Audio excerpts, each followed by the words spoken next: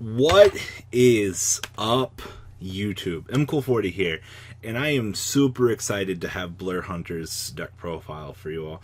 Now, if you guys don't know, I love Blair to death. He's a fantastic player. He's had quite the journey in life, and honestly, if there was a player that I had to pick as probably my favorite, I gotta give it up to Blair. He's always a sensation to talk with. He always lightens the mood, and of course, who else is gonna be having, you know, a MILF minimum of 2 kids? Like, I appreciate everything Blair does for this community, even if it's behind the scenes. Just as a player, like, he always makes me happy. So, oh man. So, Blair went to the, what was it, Spartanburg, South Carolina regional, finished within top cut. I have a nice little tournament report here for you guys, and like I said, special thanks to Blair. I actually called him the morning before because I had a friend of mine that was going to the event that wanted to meet up and get some stuff signed by Blair. You know, sometimes people are just, they're too shy to engage with people, and sometimes you just gotta remind Blair that, you know, his mom's a banger. You know, gotta remind the man that hunts the MILFs that he does in fact have a MILF. But God, that is life. So that's my terrible introduction. So, Spiral. I put this deck in the top 4 of the metagame. Everything that this deck does, it does relatively well. It's all still within the same bullshit plan of Master Plan. God, I don't even make these puns, they're just fucking there. Master Plan being able to constantly add rescues, being able to ditch off the rescues off the Nightmare Engine. Yeah, it's fucking fun, right? I don't know whoever the fucking thought making the Nightmare Engine was a good idea, but fuck it, you know. Spyrals like discarding cards to draw more cards to special summon quick fix back. You know, it's fantastic. And the only fucking Xyz card in this deck is a fucking Sylvan Princess Sprite. Fucking diversity, am I right? We can just link away everything. We've gotten to the era of where the link monster mechanic has overpowered the other monsters. It's a matter of time until all the other cards got power crept out. I think the only white card we tend to see anymore is fucking Etchuria. I think we're seeing more purple cards than we were before. I guess Waking the Dragons and things like that brings Exterio into play, but fun fact. But yeah, let's dig into this, shall we? Blair's fantastic Spiral list.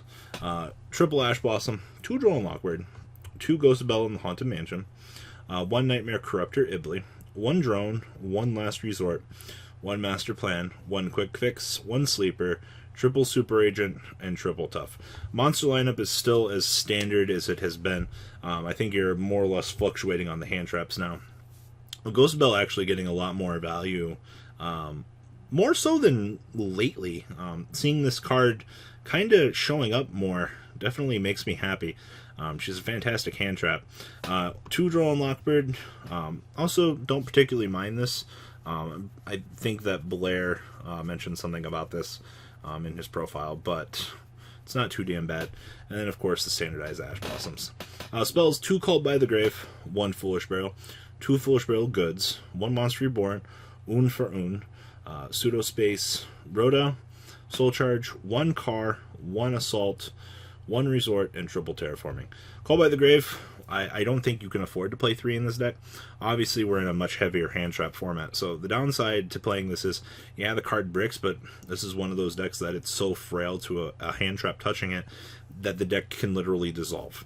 I think that, honestly, going forward, you have to play this card in some capacity, especially in this deck, because if this deck just falls to the wayside and falls apart, you're going to have yourself in an incredibly bad time. And I think Called by the Grave is a very excellent card at preventing you from just dying. You know, you can't really say much more about it outside of that, but it's a preventative measure card. And then the traps: 2 Impermanence, 1 Utility Wire, and 2 Rescue. Seen a lot of people particularly on the fence about Utility Wire. Just another card that you can use to out your opponent's stuff, and it's another gear, so it's another card that you will be able to search off a quick fix. Much like the argument for 2 Goki Rematch in the deck, Blair is arguing for the 1 Big Red, which is fine. Outside of that, the main deck's pretty standardized, I feel like, outside of this. The extra deck: 1 Trigate Wizard, 2 Double Helix, 1 Saruja, 1 Lake Karibo, 1 Unicorn, 1 Phoenix, 1 Mermaid, 1 Gryffindor, 1 Goblin, 1 Cerberus, 1 Firewall, 1 Decode, 1 Borreload, and 1 Princess Sprite. Once again, Extra deck is very standardized as well, honestly, for this. I don't see any complaints down here. Side deck, 2 Ghost Ogre, 2 Sphere Mode, 2 Twin Twister, triple Curse Seal, the Forbidden Spell, triple evenly magic, evenly rematch. What the fuck am I thinking? And triple red reboot. This card, if your deck plays more than X spells, I honestly think this is something that you need to really take advantage of. Curse Seal, the Forbidden Spell, being able to literally just cuck Sky Strikers and not allow you to play the game. Hit those key spells, not allowing your opponent to engage in the game. That is why this card is starting to gain popularity. I would expect these to start seeing some sort of buyout in the near future, because it's just such a great out. Not really sure how I only feel about 2 Testicles. I've heard 3 is really good, but Blair took opportunities here and adjusted his ratios for the 2 ofs. Definitely feeling that these were 2 side out appropriately across his hand trap ratios. Just however he felt he needed to for the matchups. Alright, notes from Blair. So the deck performed really well for the event. He only bricked a couple of games. Which, unfortunately, out of the top meta decks right now, unfortunately, this deck does have some tenacious, or some time to brick. Honestly, the only real reason that this deck even fails on itself is because it does brick. And like I said, it's the most fragile of the big 4 right now, because of that aspect. I mean, at least if you don't have to spend money on Yu-Gi-Oh, because you can just play this. He said, but most of the time I was able to play out of it. Draw and Lockbird and Impermanence were MVPs of the deck.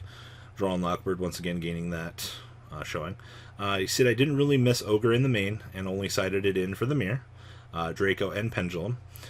He said he played against Pure Dino, Draco, 2 Spyrals, Pendulum, maining Secret Village, 3 Brandish. Actually, that does bring up a really good note here. Pendulum Magician with Secret Village, something I don't think a lot of people thought of. That might be a sleeper in the current format. Don't discount Pendulum Magicians, because a Secret Village actually can mean death. Like, it's like a Cardfight Vanguard reference, Daggett equals death, but interesting to note, Secret Village in Pendulum Magician. And he also played against 3 Brandish. Hardest matchup was Brandish because they gained so many resources, and there were some games that I bricked. And the main way I won against Brandish was making them run out of red and blue dudes. Actually, so the one thing that I think Spiral actually does a really good job of is actually you can outgrind your opponent. Currently, we do not have Hayate. One of the things that, much like Zoo does, is if your resource pool, actually, you can grind them out. It is absolutely fantastic. The way that they design Sky Striker as a deck, yeah, absolutely. You know, being able to not have that resource pool, we don't have Pot of Avarice, we don't have things like that, and you know, Hercules is about your only main out that you have to be able to recycle. So Blair does bring up a good point. If you can use this deck to outgrind your opponent's resources, one of the most fantastic outs that you have to out-resourcing your opponent is Sleepy Boy. You know, take advantage of what your deck does. You know, Sleeper is a card, and the deck still has everything going for it that it has in the past, so there's that. Blair wanted to give some shoutouts, of course, to Pro Play Games. Anthony Navarro, Robert Cruz for driving me back, Cody Huggs for letting us use his phone to tell your moms I said hi. Of course fucking Blair would have to fucking text a mom and say hi. It's just the kind of person he is. God, I fucking love you, Blair. Never stop being you, man. You always bring a smile to my day. Outside of that, Spyrals are denoted to be one of the best decks in the format. Take what Blair has given you going into Jersey this weekend. Take advantage of the information. Plan your metagame strategies accordingly. I think that would be one of the best things to go about. And don't discount Spiral. You know, just because the deck bricks doesn't mean that you won't get 2-0'd with it. It's the same logic I had against True Draco. Just because the deck looks bad on paper doesn't mean you can't get fucking left fielded out of nowhere. It's pretty straightforward, honestly, in how it works. So, once again, kudos to Blair for letting me share this. Do you guys have any comments that you want to ask Blair down below? Please take time out of your day if there's anything you want to know about the deck. feel free to ask it. And that's all I have for this video. We're going to have a lot of metagame information this week as the new format is rolling out. And that's all I got, guys. Peace out. Hope you guys have a good, decent day for what it's worth. The ride never ends, guys. Make sure you enable those notifications to get the latest videos that are being posted on this channel. Make sure you guys check out VanCole40 for my Cardfight Vanguard channel. And join me and House of Champions on the Zodiac Duelist TV Twitch stream. We'll be interacting with our audiences. And please check out No Limit Gaming and LGTCG.com for the cheapest trading cards on the market. Thanks for watching, guys, and please have a good day.